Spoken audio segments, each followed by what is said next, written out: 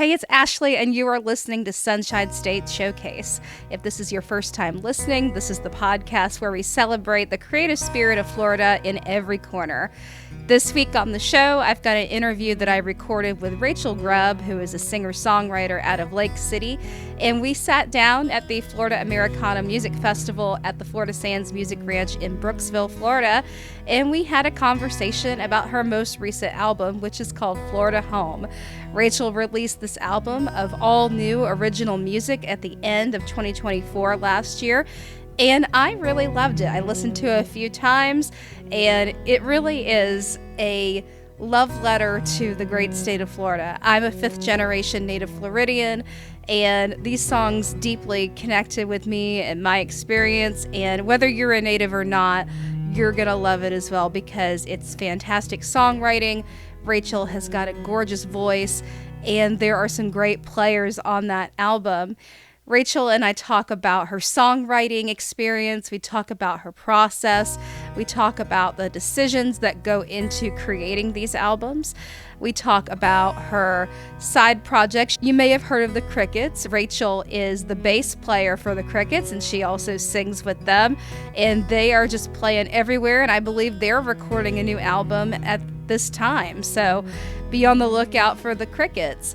Well, I don't want to have you wait much longer, so without further ado, sit back, relax, and enjoy the show. You're listening to Sunshine State Showcase, and we are here today with my friend Rachel Grubb. I just caught Rachel's set over at the West Stage, over out there, what some folks call, I believe they call it the Cypress Stage, other festivals, right? Yes.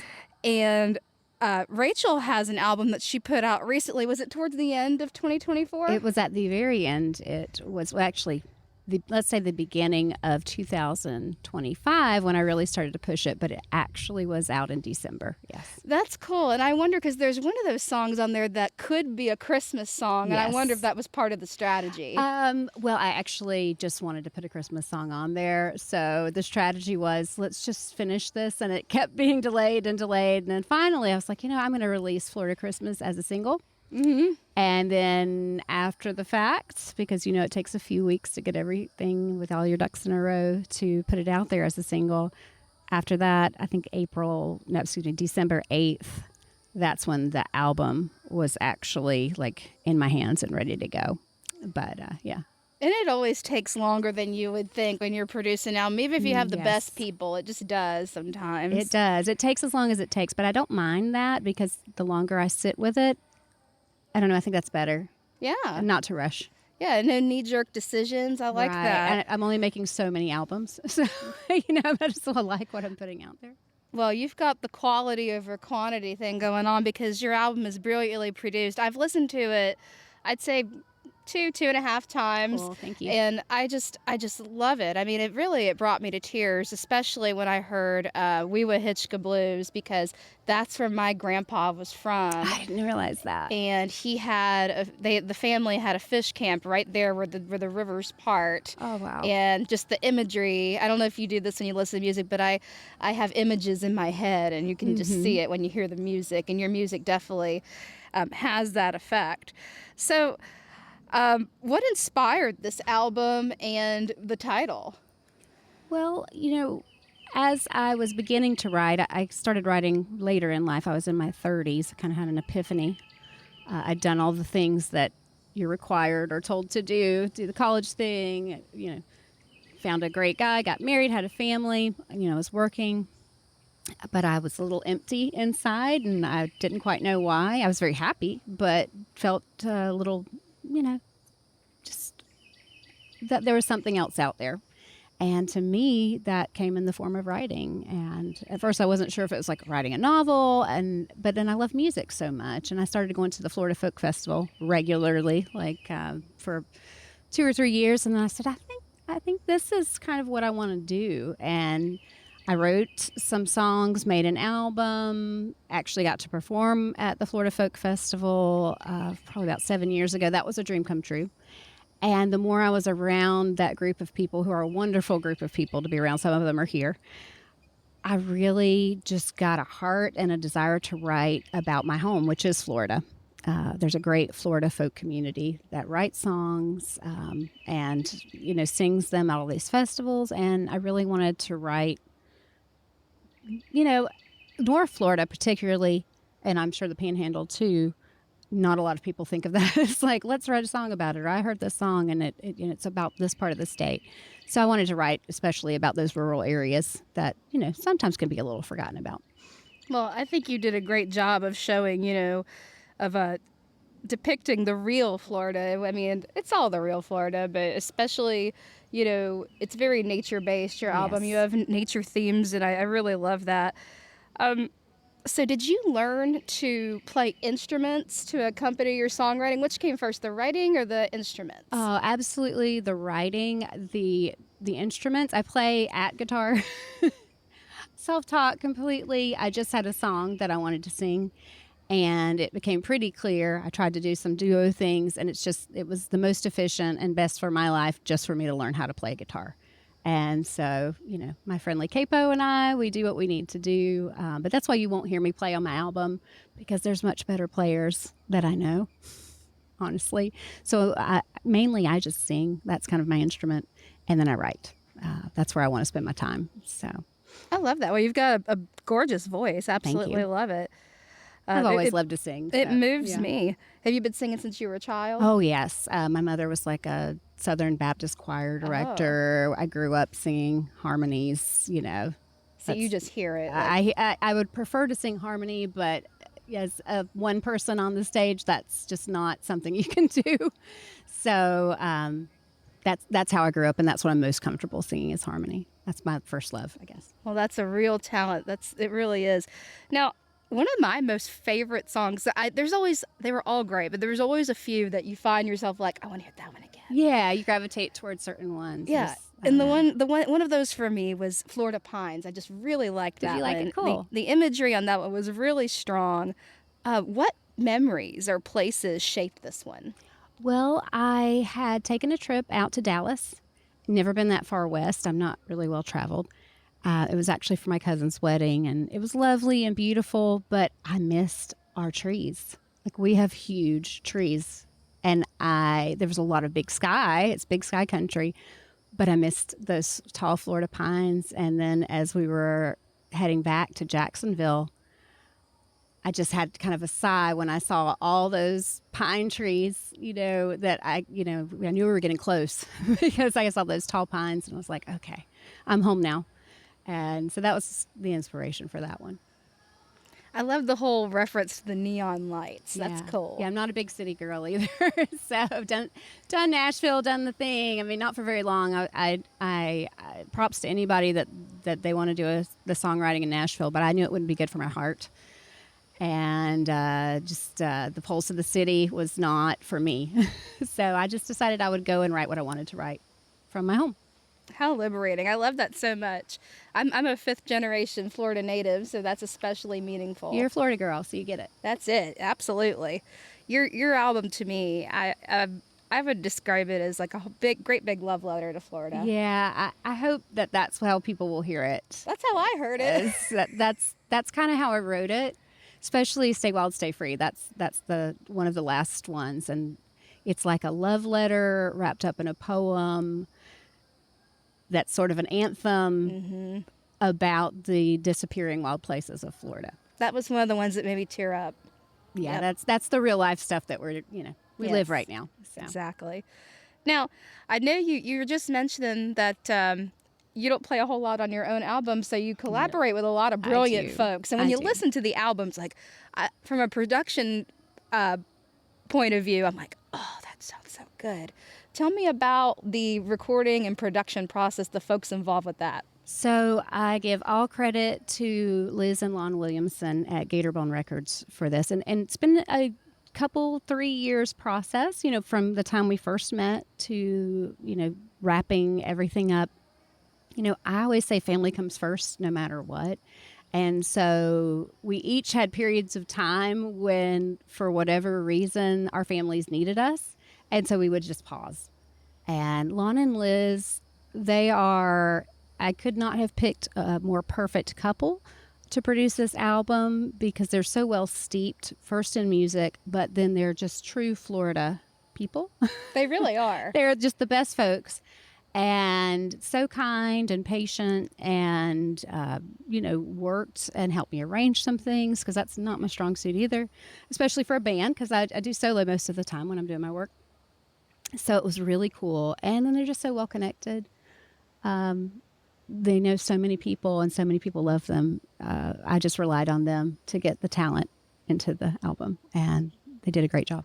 I love that. I would specifically like to hear about, because some of the songs, I think it might be Ghost of the Swanee. There's some real moody harmonies. Yeah. What was that like? That was a really interesting one because I cut that one, and then we got all the instrumentation on it, and the last things that we were trying to pin down were the vocals. And so I'd asked my other band, the Krickets, I asked them, hey, ladies, would you I wondered if it was them. Yeah. I was like, would you mind, this is the one song. I'm not going to ask you for the other ones, but because Liz did a great job at doing backing vocals for those. But this one, I feel like I just need this really haunting melody, which the Krickets are really good at doing. And so I sent kind of a guide, I guess, which we did use pieces of the guide in the work there. But Emily went over to Rick Hirsch's Studio H2O in Mobile, and she laid down some harmony tracks. And then we just kind of gave it to Lauren Spring, and she had just a play day with it. And the girls, they both got the assignment, and they just knocked it out of the park. So yeah, it was that spooky, creepy vibe, and they nailed it. Yeah, they got the whole Southern Gothic thing going on. Yeah, it's definitely steeped in that big time. Yes. Since we're talking about the Krickets, that's sort of how we met. Is we met at the Florida Folk Fest several years ago now. Yeah. And you hadn't officially joined them yet, but we were all hanging out together. Yeah, no, I was just a friend camper. of the Krickets. Yeah, and then eventually you did go on to join them. How do your solo and your band projects sort of work together, if at all?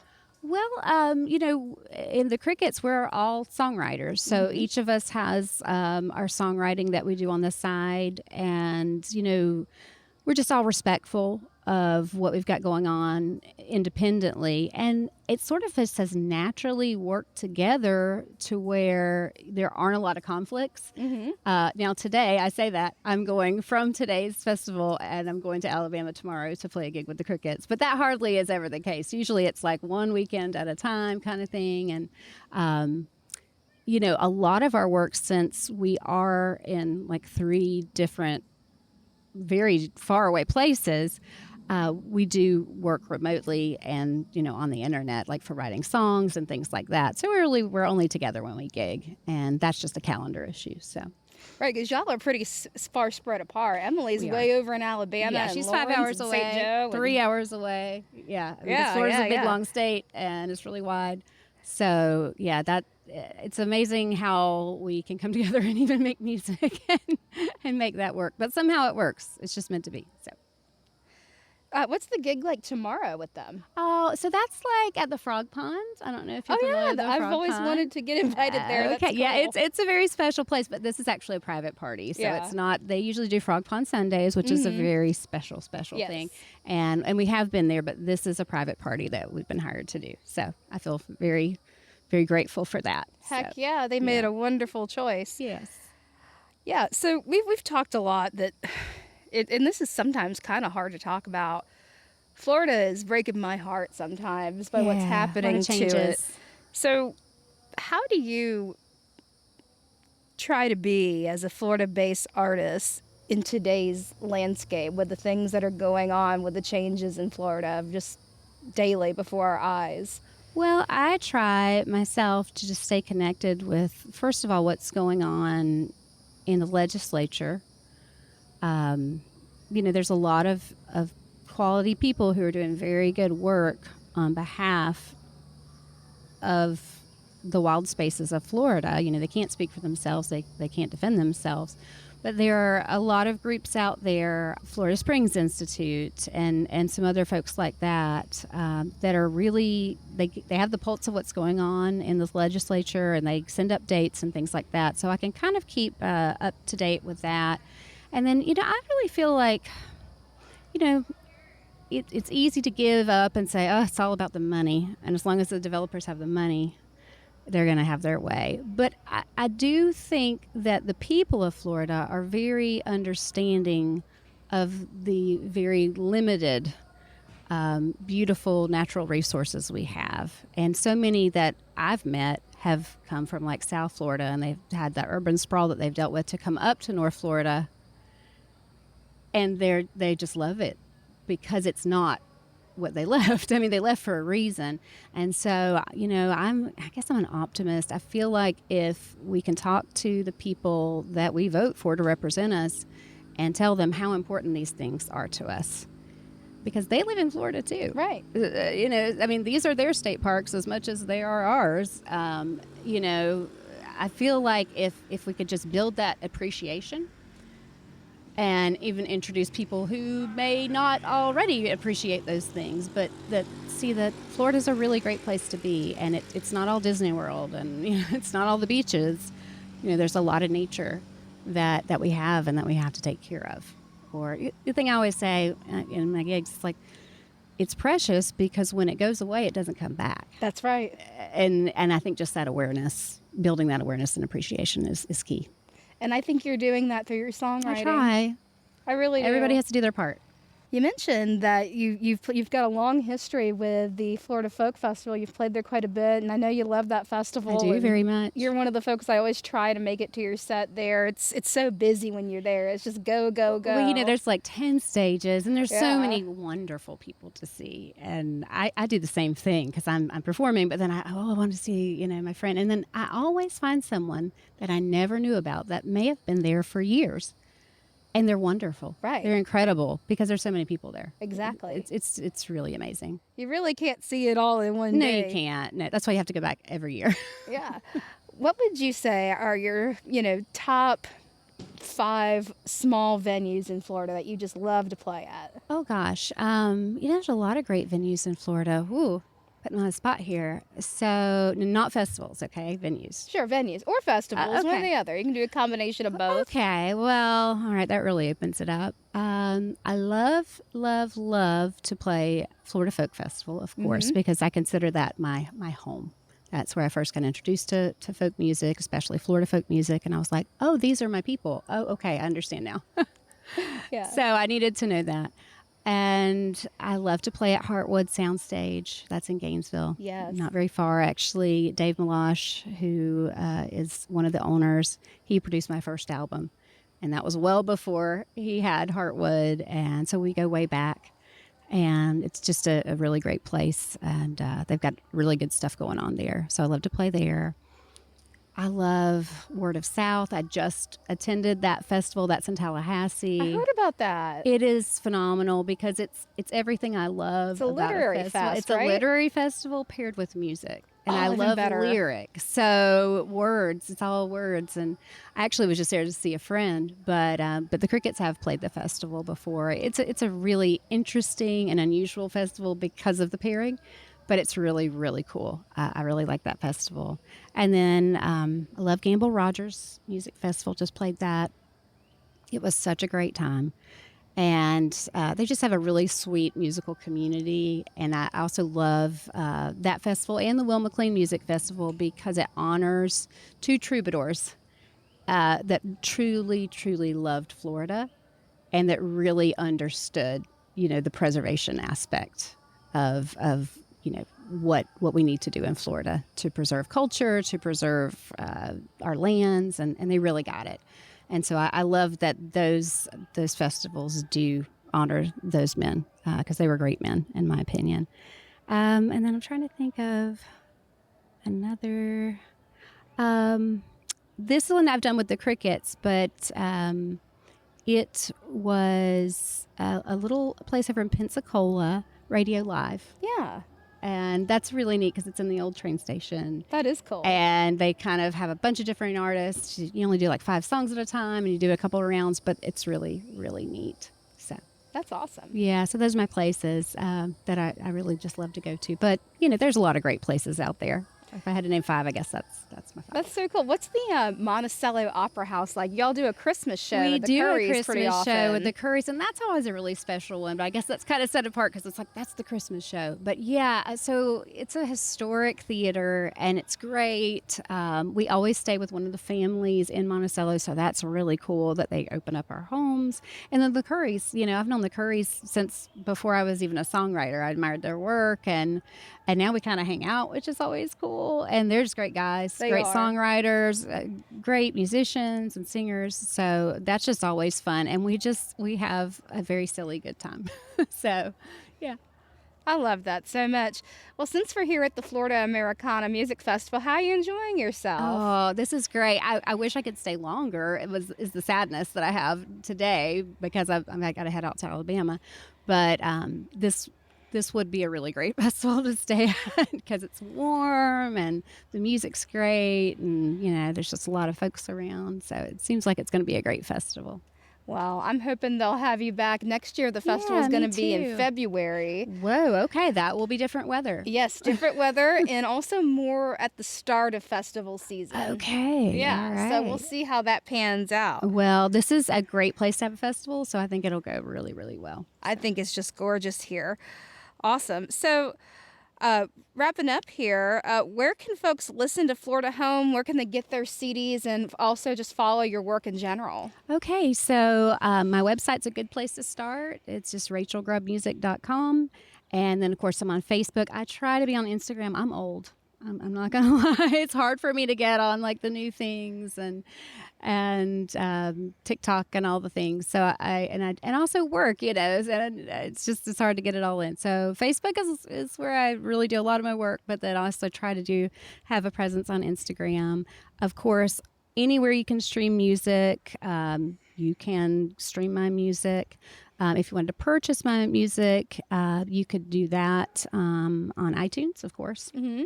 And then, of course, at any of my shows. Or if you just write me a little line, to rachelgrubbmusic.com, just do the contact. I'll just send it to you, So it's very informal. Look at the artwork, folks. This is gorgeous. Yeah, that was done by my friend Ricky Kendall. He is a wonderfully talented singer-songwriter in Gainesville, Florida. Uh-huh. He played a lot on my first album, and he's an amazing graphic artist as well. So I really, really like that. He worked really hard on that. And I love that. Is that an egret or a heron? I think it's a heron. It's a heron. It's blue, yeah. I like that so much. Okay, so what other than the gig tomorrow with the Krickets, what's next for you? And of course, Florida Folk Fest. Yes, definitely on the calendar. So I'm really excited. I have 2 more album release shows. I already did one in my hometown of Lake City, and that was wonderful. Had a lot of support. But at Heartwood's Downstage with a full band. So Lon and Liz Williamson will be there. Danny Goddard of the New 76ers will be there. Kayla Williams, who also plays sometimes with the New 76ers, but right now she's located in New York because she plays on Broadway. And she's a wonderful fiddle player. Yes. And I'm so excited to have her there. And then my friend John Anderson will be on pedal steel. I mean, it's just going to be amazing. And my friend Shiloh from Gainesville, they're a local band. They're going to open up the show. So that's going to be an amazing show. And then that's May 1st. May 2nd, we go to Tallahassee, which will be my first time playing in Tallahassee. Basically the same crew, except for we're adding Kelly Goddard. She's going to do some background vocals for us. It's going to be wonderful. Yeah, it's going to be a good show. So I know that you live a little ways away, but if you could make the drive, I'd love to have you as my guest. So that would be really cool. Oh, if I could make it, I would. We'll see. It's hard to get everywhere. so yeah, and that's pretty much what I've got on tap for that. And then of course the Krickets. I don't know if you heard, but we're going to be making an album in Muscle Shoals this June. So that's awesome. June will pretty much be spent with the Krickets. Are y'all doing it at Fame? We are not. We are doing it at, I can't remember the name of the studios. It's John Paul White's studio. Oh, from the Civil Wars. Yes, Civil Wars fame. So, Ben Tanner, who produced the Krickets' first album, he's going to be busy touring, I think, with the Alabama Shakes. I think that's what his summer is. But the person that he's trained is going to take over. So his protege. Yes, his protege will be producing that album. So that's going to be a really interesting and wonderful experience. So I can't wait. Well, if our paths cross with the Krickets somewhere I down hope the they line do. leading up to that album, we should do a follow-up interview talking about Yes. that, because I would love to showcase that and hear more about what's behind that. Let's do it. You know where to find us. So Absolutely. give us a call. Was there anything else that you wanted to share before we wrap up? No, I appreciate the opportunity, and thank you so much for getting the word out. And, it's cool that we have a showcase, a place to talk about Florida music. I love that. Well, thank you so Thank you, much for Ashley. being my guest, Rachel. Absolutely. And all the best to your gig with the Krickets coming up Thank and the you. new album and all the things you're doing. And so great to see you. And I can't wait to see you at Florida Folk Fest. And until next time, take it easy, but take it.